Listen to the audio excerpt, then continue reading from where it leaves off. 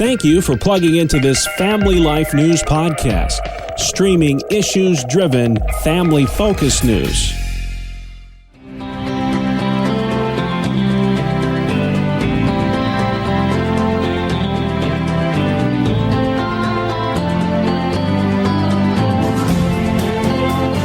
And welcome back to another edition of Issues in Education.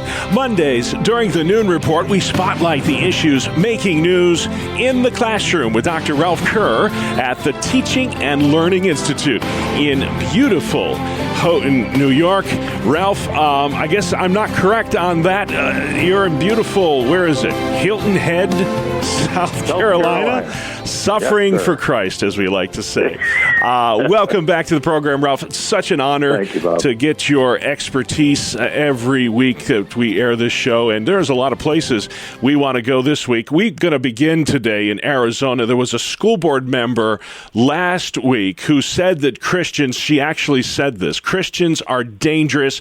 Their values should be rejected. Her name is Tamilia Valenzuela. She's taking issue with her school's participation with a local Christian college to find student teachers. Here's what she said, and I'll get your reaction to it. Part of their values is influence, engage, and transform the culture with truth by promoting biblically informed values. At some point, we need to get real with ourselves and take a look at who we're making legal contracts with and the message that that is sending to our community. Because that makes me feel like I could not be safe in this school district. So this school board member, because of her not feeling safe, that school has ended that partnership with that Christian university, even at a time when school districts are facing a shortage of teachers. Ralph, your reaction to this story? Well, the other part of that was that the school board member said that she believes in religious freedom, which is kind of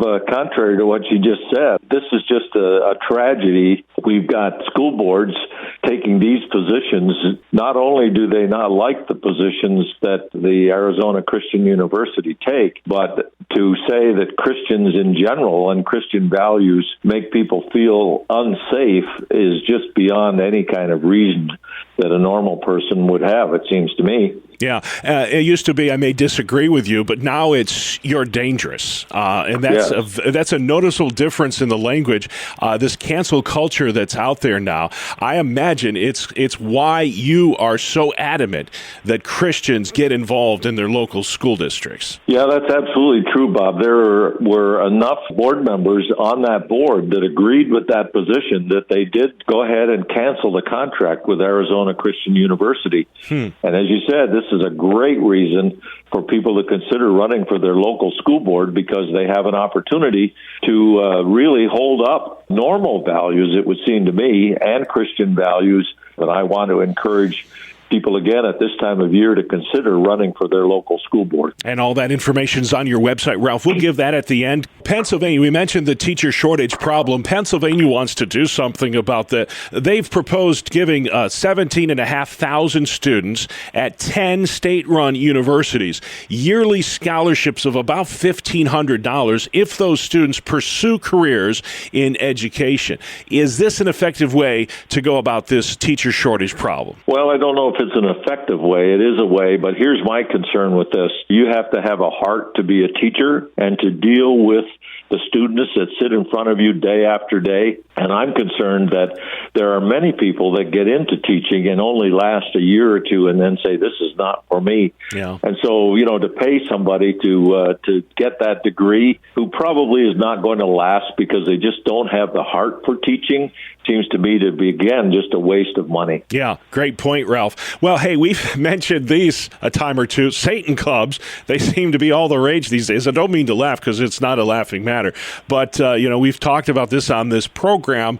There was one down in Pennsylvania that recently called it quits because of the public uproar over an after-school Satan club. Will this controversy, Ralph, in your opinion, force districts to eliminate all after-school clubs, the Boy Scouts, Little League, Good News Clubs, whatever, anything that's not affiliated with the school? Well, as someone said years ago, you may be too young to remember this, but the devil is in the details. And in this case, the problem with this whole thing is that, yes, districts, if they close their school facility use to Satan clubs, they would have to do the same to Boy Scouts, Girl Scouts, Little League, Bible clubs. So again, another reason for people to get involved in their local school board, because they can have a direct impact on decisions like this that are affecting schools in both New York State and Pennsylvania. All right. And that is why he exists, folks. Well, there's several reasons. That's one of the reasons why. Getting Christians involved in their local public schools. There's no greater way that you can be salt and light. And Ralph, there is information on this on your website about how to run for your local school board. If folks are interested in hearing this program right now and say, hey, that's something I might want to do, where can they find you, Ralph? They can simply go to yrun.org, yrun.org.